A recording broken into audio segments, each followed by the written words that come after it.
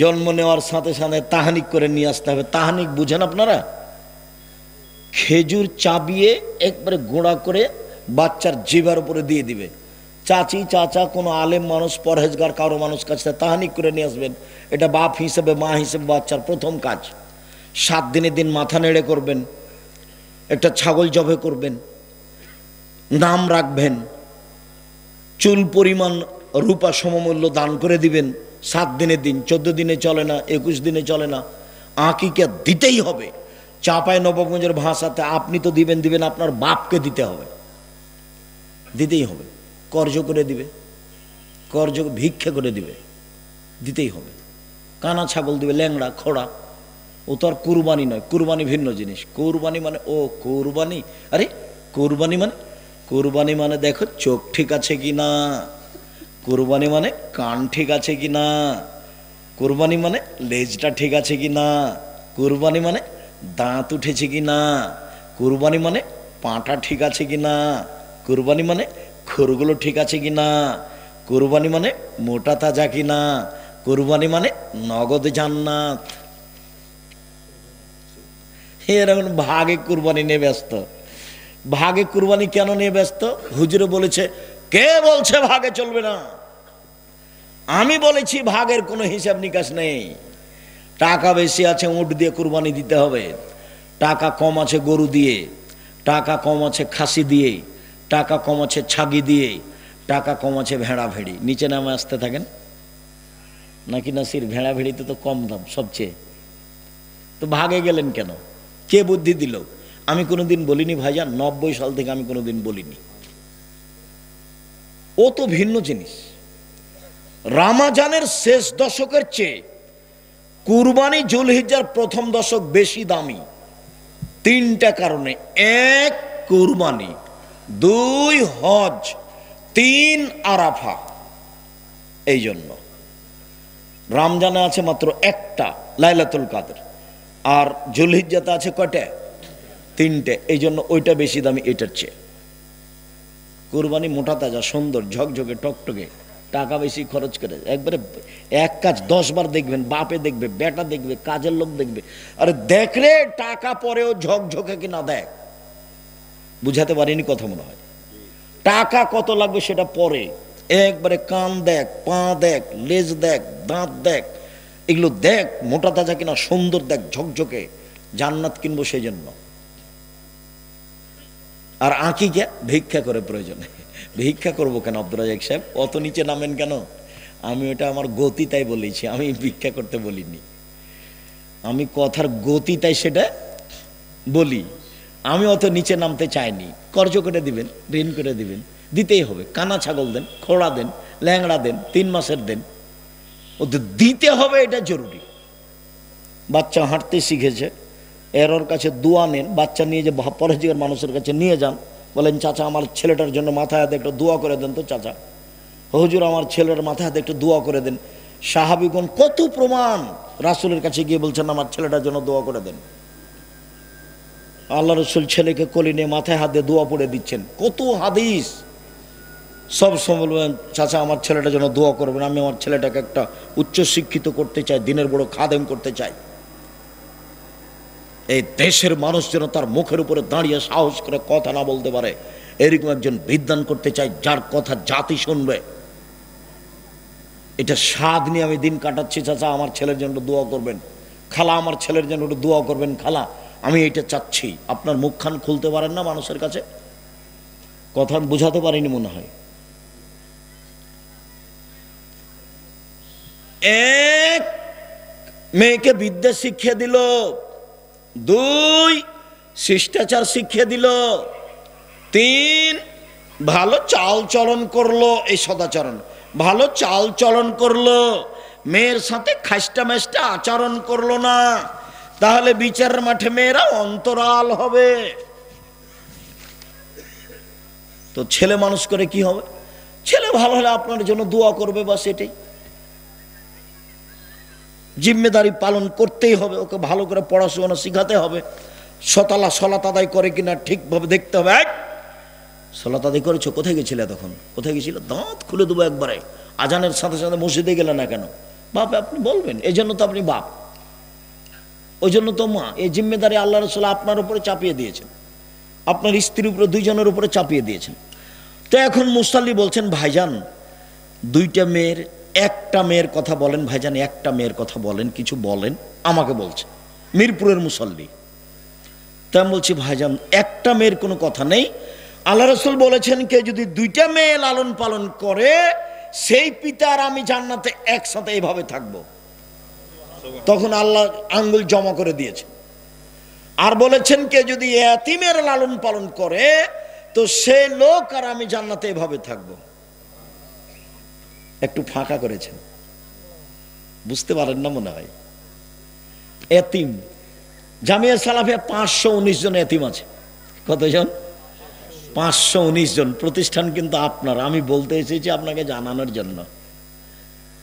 আপনি দেখেন, আপনি চালান। কই আমরা তো টাকা পয়সা দিনে, এটা কি বললে জায়গাটার নাম? ত্রিমোহনী। আব্দুর রাজাক সাহেব আপনি না জানেন, আমরা দিই তো। আপনি টাকা পয়সা অত কোথায় পান? আমরাই তো দিই। ভালো, আলহামদুলিল্লাহ দেন, আলহামদুলিল্লাহ। 519 জন এতিম আছে, নিচে কোনো ভিত্তি নেই, এমনি শূন্যের উপরে আছে।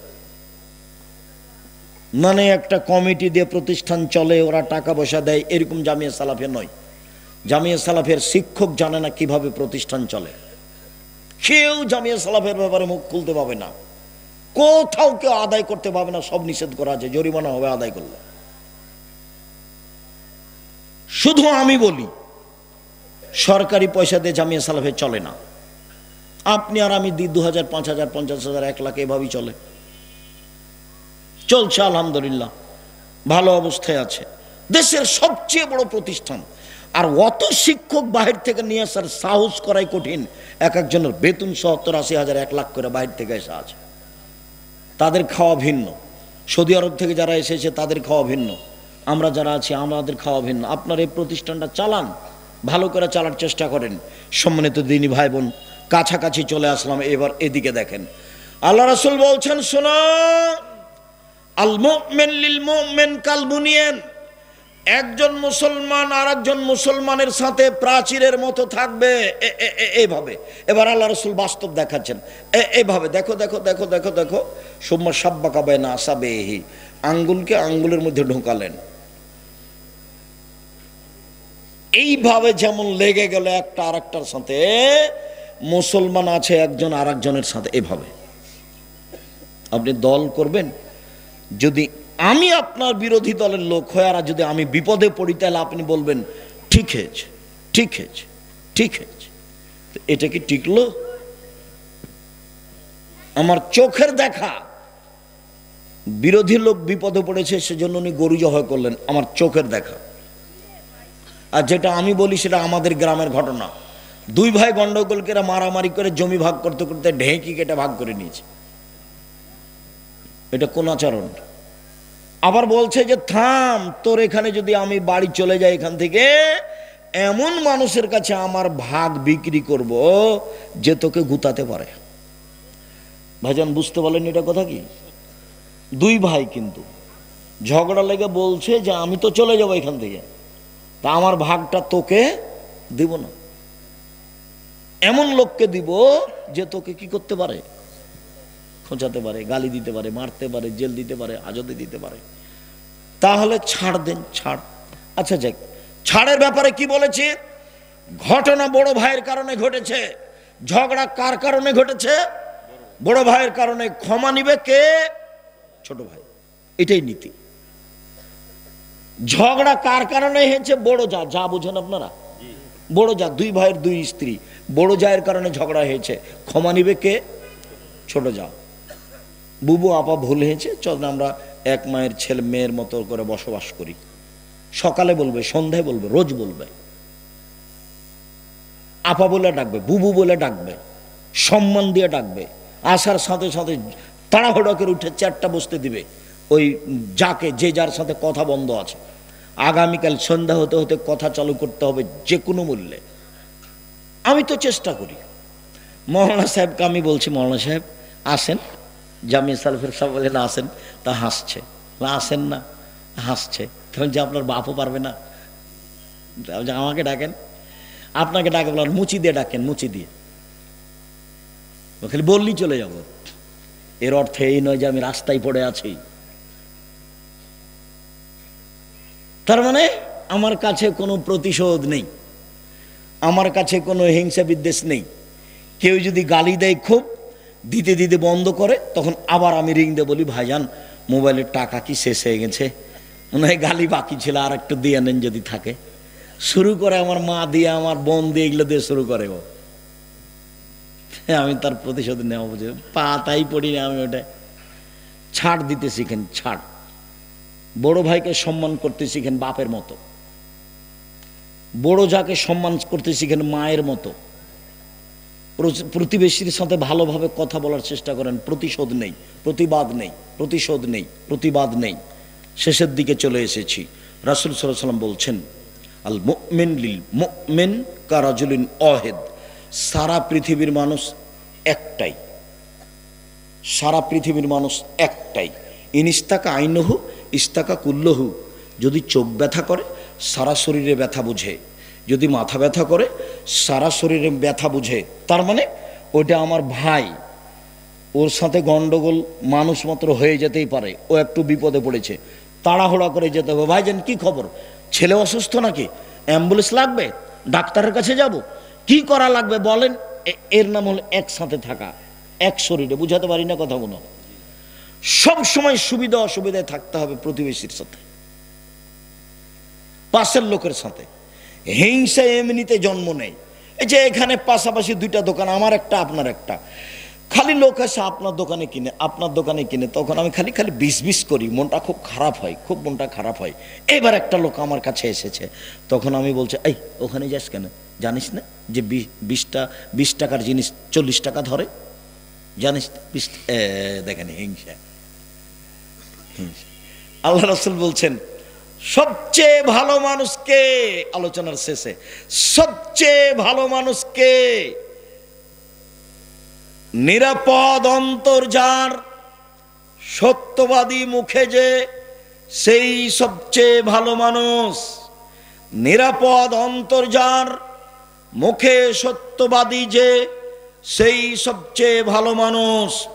আল্লাহর নবী মুখে সত্যবাদী কথা বুঝি, অন্তর নিরাপদ কথাটা বুঝি না, ভালো করে বুঝিয়ে বলেন। তখন বললেন, আত্তাকিও আন্নাকিও, স্বচ্ছ পরহেজগার, ক্ষতিতে নেই, অন্যায়ের সাথে নেই, স্বচ্ছ পরহেজগার। কিভাবে? 4টে। এক, পাপ নেই যার, পাপ নেই কার, সবারই আছে, হলেই ক্ষমা চায় যে, পাপ নাই তার। 2, সীমালঙ্ঘন নেই যার। প্রায় 30 বছর থেকে বলছি এতদা অঞ্চলে, সীমালঙ্ঘন নেই যার। বড় তো ছেলে, বলো তো ছেলে, ছোট সীমালঙ্ঘন কি বলো, মনে নাই কেন? ওই যে মরিচ কিনছিলে, 100 মরিচ নিলে, তখন ডালি থেকে একটা মরিচ দেখছো কেমন ভালো কিনা, এখন দাড়ি পাল্লা হয়ে গেছে, বলো তো তোমার হাতের মরিচটা কোথায় রাখবে? তোমার ডালিতে, তোমার ব্যাগে যদি রাখো, তাহলে তোমার ভিতরে সীমা লঙ্ঘন আছে। ও তো গরিব মানুষ, দাড়ি পাল্লা হয়ে গেছে, মরিচটা কোথায় রাখবা? ওরই পাল্লাই, ওরই ডালিতে রাখতে হবে। কথা বোঝা যায় না। যদি আপনি রাখেন তাহলে এটা ছোট সীমা লঙ্ঘন। বড় সীমা লঙ্ঘন কোনটা? জমি দখল, গরিব মানুষকে বাড়ি থেকে তুলে দেওয়া। ওর বাড়িটা গরিব মানুষ, আপনার বাড়ির মুখের উপরে ছিল, ওর জন্য আপনার খুব অসুবিধা, তো মামলা করে বলছো ওনাকে বসতে দিয়েছিলাম, এখন ঝামেলা পাকা, ওটা তুলে দিতে হবে। এই যে বড় সীমা লঙ্ঘন। 2, সীমা লঙ্ঘন নেই যার। 3, আত্মসাৎ নেই যার। 4, হিংসা নেই যার। মনে থাকবে না মনে হয়। 1, পাপ নেই যার। তো পাপ নেই যার, এটা কি দিয়ে বুঝলে? পাপ হলে ক্ষমা চাই, তোবা করে। 2, সীমা লঙ্ঘন নেই যার, এটা হলো ছোট, ওটা হলো বড়। 3, আত্মসাৎ নেই যার। আত্মসাৎ বড়, ওই যে পদ্মা সেতুর টাকা, রাস্তার টাকা, আত্মসাৎ। ছোট আত্মসাৎ কি? গ্রামের লোকের ছেলেরা একটা কাজ করবে, ছেলেরা সবাই মিলে টাকা উঠিয়েছে 20,000 দিয়ে, বলেছে তোরা 2জন বাজার করে আয়। তো 2জন বাজারে গেছে, তখন 2জন বলছে চা খাইতে হবে রে, নাস্তা করতে হবে। তো ওরা 20 টাকা নাস্তা করেছে। নাস্তা করে তখন জিনিসের দাম বাড়িয়ে বাড়িয়ে 20 টাকা ওর মধ্যে লাগিয়ে দিয়েছে। ধরবে সেই জন্য এখানে এই যে 20 টাকার আত্মসাৎ, এটাও আত্মসাৎ, ওটাও আত্মসাৎ, বোঝা যায়নি। এ নাম আত্মসাৎ। মানুষকে পরীক্ষা করলে টাকা দিয়ে পরীক্ষা করতে হবে, জামিয়া সালাফের বোর্ডিং চালিয়ে পরীক্ষা করতে হবে। টাকা 500, 700, 1000, 2000 ছাত্র, বাপরে এত টাকা কোথায়?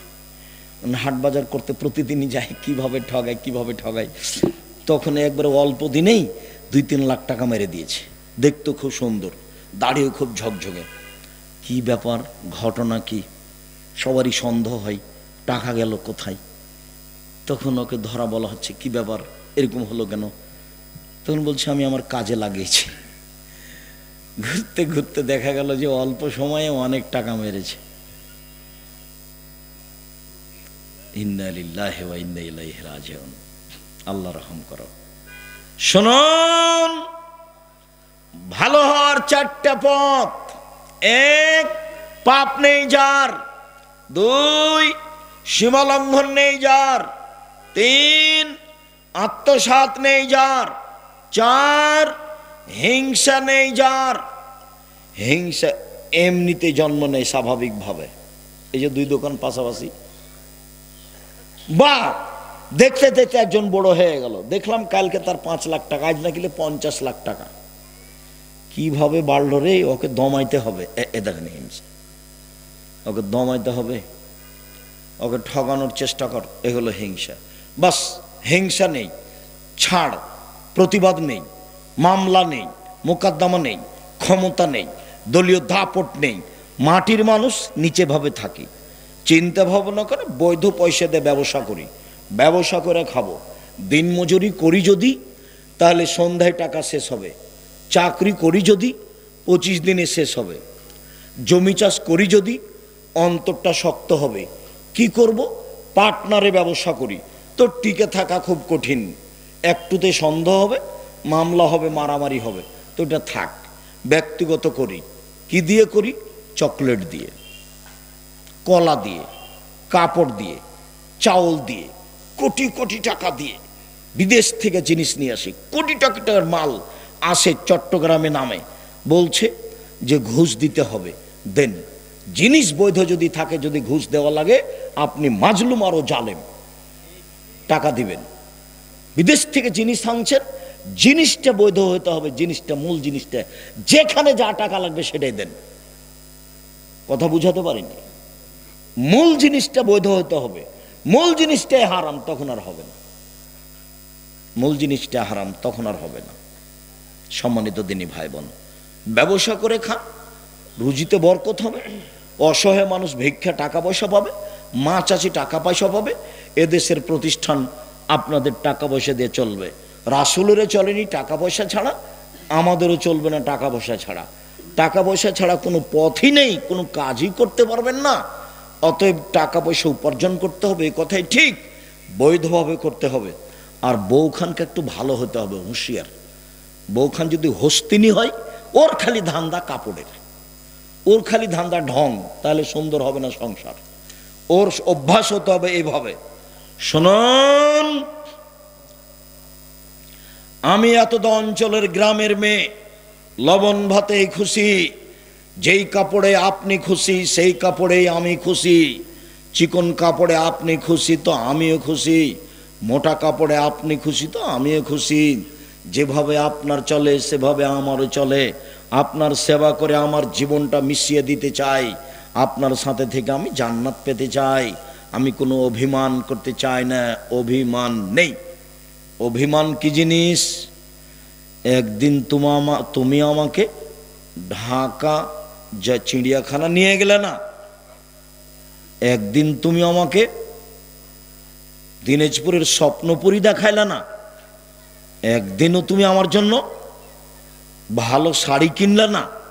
তখন 3-4টা যখন অভিমান হয়নি, তখন শয়তান মহিলাটাকে বলেছে, তোর স্বামী কিছুই মানে না, তোর স্বামী কিছুই মানে না, তোকে কিছুই দেয় না।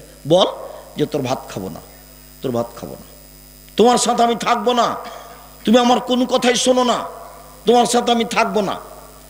থাকবে না তো যা, তালাক দিয়ে দে, তুই তালাক দিয়ে দে, থাকবো না, এক্ষুনি তালাক দে, এক্ষুনি তালাক দে। তো ঠিক আছে দিলাম, যা, 1 তালাক 2 তালাক 3, যা 100 তালাক দিলাম, যা যা যা। যখনই তালাক দেয়া শেষ হয়েছে তখন শয়তান চলে গেছে। ইন্না লিল্লাহি ওয়া ইন্না ইলাইহি। ছেলে মেয়ে 3টে আছে যে, এখন কিন্তু আর শয়তান নেই, এখন চলে গেছে ও। এতক্ষণ ওকে খেপিয়ে তুলেছিল, অভিমান হলে খেপাবে। মনে রাখবেন আমার দিনী বোনেরা, আছেন 2-1 ঘুমিয়ে আছেন নাকি? অভিমান নেই, অভিমান যখন একটাও থাকবে না তখন শয়তান বলবে গেলাম, কোনো পথ নাই আমার।